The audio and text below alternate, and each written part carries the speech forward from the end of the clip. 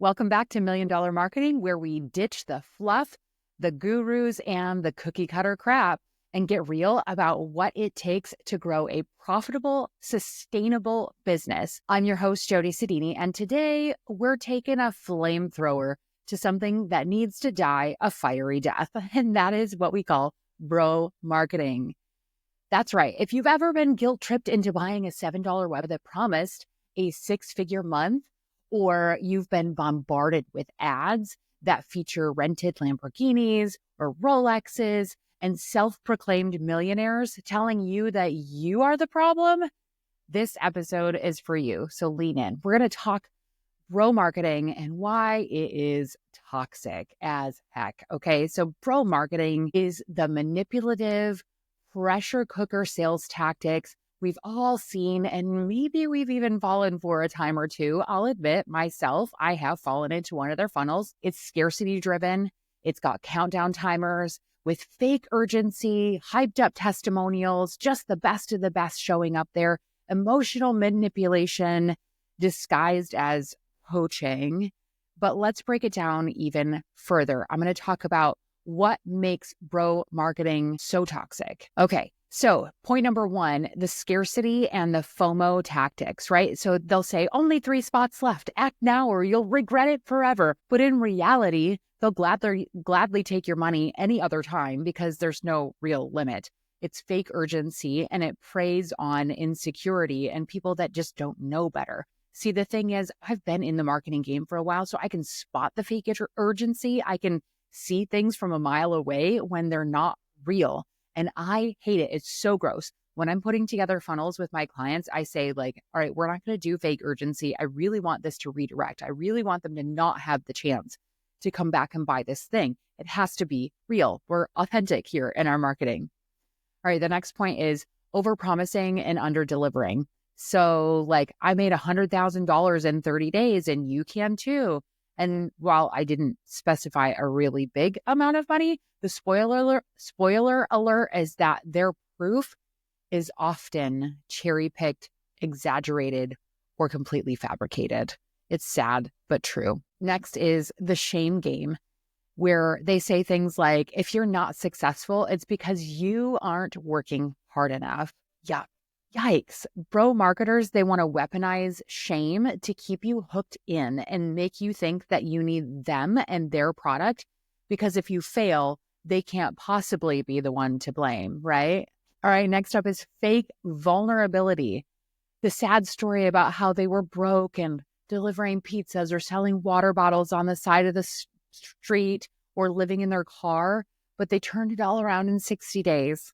It's all often rehearsed, exaggerated, carefully scripted to hook you in emotionally. Real vulnerability means sharing struggles without a pitch attached, right? Authenticity, vulnerability, showing up and sharing content that's not just fluff and without trying to sell you something every single move they make. All right, the next is those cult-like communities. Bro marketers often create these like yucky echo chambers where questioning the leader is taboo. And if you don't succeed, it's because you didn't believe in them enough. You didn't believe hard enough or try hard enough. And this isn't support. This is what's called manipulation. So there's a fallout in bro marketing. The damage is real and people are waking up to it. It leaves entrepreneurs broke, burned out, filled with self-doubt, and it creates this endless cycle of shiny object syndrome where instead of chasing real business growth, they're just chasing what they think could be the next thing in their ladder of creating success, right? So I want to share next with you the antithesis of bro marketing, which is showing up as the real deal. Like, how do you rise above that, right? Let's get into that. I'm going to break down a few different ways where you can rise above bro marketing if you've ever done anything like this, or maybe your timer on your page isn't real. You know, let's dive into like, how do we rise above this and not play into that bro marketing culture and actually become the antithesis of it? Okay. So number one is transparency over hype. I want you to show your process, Talk about your failures. Highlight real wins without inflating numbers. Scary, right? Because sometimes our wins, they are wins without being huge, massive successes. There are very few times when I'm seeing a 28 or 38x return on ad spend, and a lot of times where the client is very happy with a 2 or 3 return on ad spend. And that's very average and very normal. And it's really good. And to consistently hit that, that's a win I can share. Instead of just like shouting from the rooftops when we hit a 20x ROAS in a 14-day period, sure, that's a win, but people can't relate to that as much as they can relate to just regular wins. That's where most people live in their day-to-day lives, is in those regular wins, the regular successes, right? So I want you to build trust instead of false hope. I want you to understand that sharing those regular wins, the regular everyday successes that other people can relate to, it builds trust instead of giving them false hope, where they think, oh gosh, if I'm not getting a 20x return on ad spend, then I don't have something awesome to shout from the rooftops about. We want to be authentic. Okay, next is value before sales. So offering value without strings attached is a huge way to overcome that bro marketing stigma that we've got going on out there. Serve your audience so well that they can't help but want to work with you. You're putting out amazing content, you're giving value, and you're not just doing it so that you can make a sale. You're doing it because you want to show up and serve and help people authentically. So also don't do that and then like switch, right? The bait and switch, people like, they understand that too. They can see that, they can smell that, whether you're showing up authentically or if you're showing up just so that you can get customers. It's a different energy that we put out there, and people can feel that, they smell that, they taste it, right? With all of our senses, we can notice that when people are doing that. All right, next is empowering without shaming. Help your audience feel capable, not broken, right? If I go out and I say like, dude, if you can't make your ads be successful, you're the problem and everything you're doing is broken, that's not going to come out, that's not going to go well. So I want you to speak to their potential instead of their insecurities. Instead, I could reframe that as like, there is so much potential here in your ads campaign because we are missing this lookalike audience, and that's proven to work across multiple other clients. So I want you to go try that, go launch that audience, same ad creatives and everything, just try this new audience and see how that goes, right? So I'm giving ideas, I'm giving potential, instead of speaking into like, wow, you must really not know how to do ads, or like, you need to go learn that. So, and also you don't have to be their savior. You don't have to fix everything for them. You just have to guide them in a way that is kind and supportive. And like I said, showing them their potential instead of their failures and insecurities. Okay, next up is focusing on relationships, not transactions. People want connection. I want you to build your community. I want you to show up consistently and be genuinely helpful. Engaging in other people's Facebook groups is a really great way to do that. Like literally showing up and commenting on posts and providing engaging responses, dropping value, and just being there to support so that people see you as an authority in that group. You're building that community. And if you show up consistently and do that, being genuinely helpful, you will get some traction from that. It's a great way to build an audience. The interesting thing about that is I've done that consistently over the 10 years that I've had my business. And now when I have a client, they already have like this deep level of belief in me and a deep connection with me and who I am, because I don't just get cold leads. That's really rarely my intention, is just for a cold lead to come in and buy from me, because usually at that point, we don't have that deeper connection where we have a clear understanding on personality, values, knowing that I value in transparency, integrity, and authenticity very deeply, right? But when they come from a Facebook group where I've engaged authentically, they can see that that's who I am as a person. And then they buy into me as the person. And then, oh, you do Facebook ads? I need somebody that does that. And so then they sign up to work with me. And then they stick around for a long time. I have clients that I've been working with over the last 5 years, 1 year, 2 years on my roster, things like that. So, and I don't take that lightly. Like that is not a small thing. That is huge. And I think it's because I show up authentically. I have that connection with people. I'm building a community, and just showing up consistently and being genuinely helpful. So take an example out of my book. I would love that for you too. Okay, next is I want you to be the calm voice in the chaos. Marketers are like screaming for attention.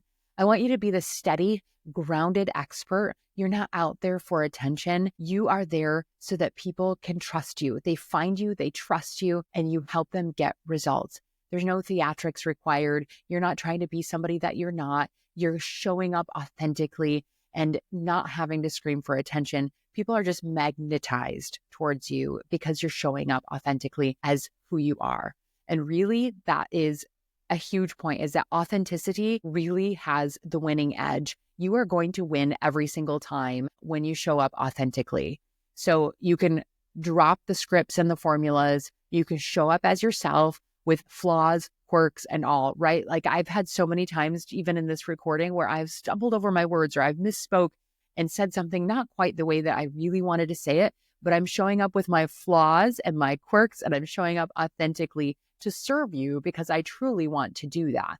People crave connection, and they crave connection with real human beings, right? Like I may have had help putting this script together or putting this outline together to really get my point across in a great way, but it's authentically me, right? Like I'm ad-libbing throughout the episode to make sure that it's not just robotic, that it's not like a script that I'm reading from, and I'm a real human that is like sitting here sharing this information with you. All right, real talk.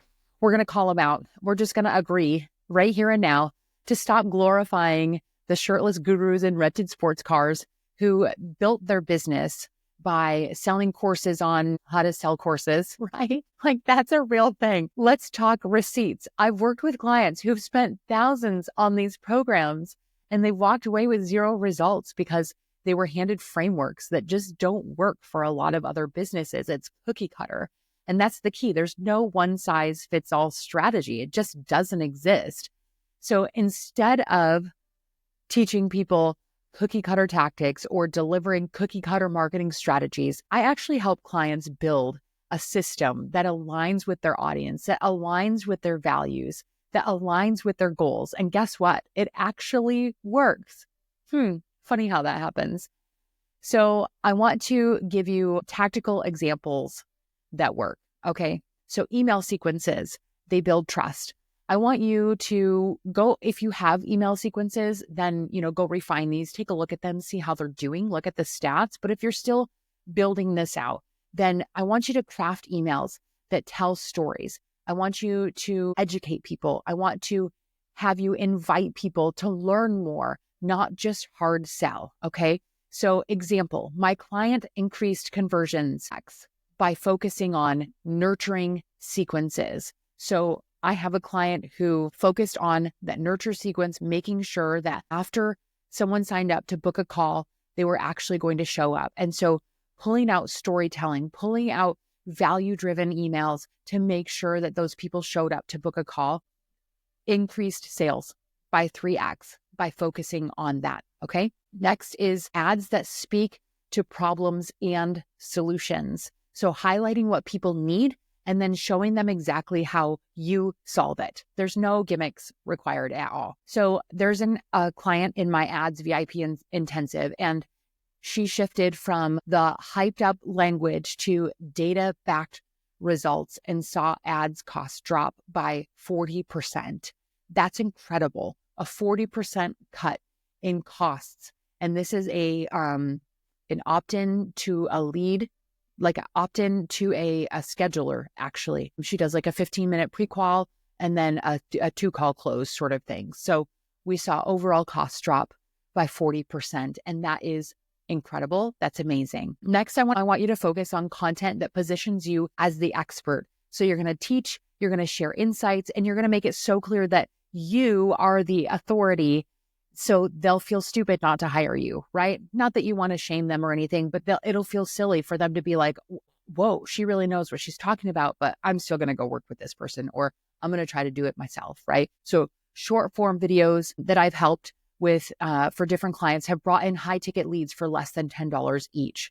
So, I mean, that's huge. We take long form content, turn that into short form content, or we create just new short form content and put that out in ads and bringing in a high ticket lead for $10. That's pretty awesome. I would not turn that down any day of the week. I would say yes to that.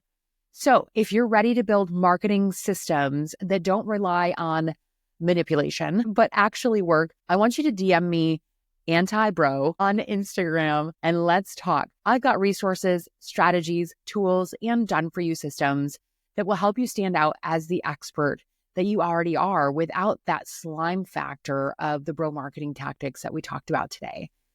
And if you love this episode, I want you to share it with someone else who's tired of the bro marketing garbage too. Subscribe, leave a review, and let's keep raising the bar for what ethical marketing looks like. Thank you so much for tuning into this episode of Million Dollar Marketing. Remember that building a $1 million business does not require acting like a bro. It requires you to show up authentically as you. I'll catch you next week.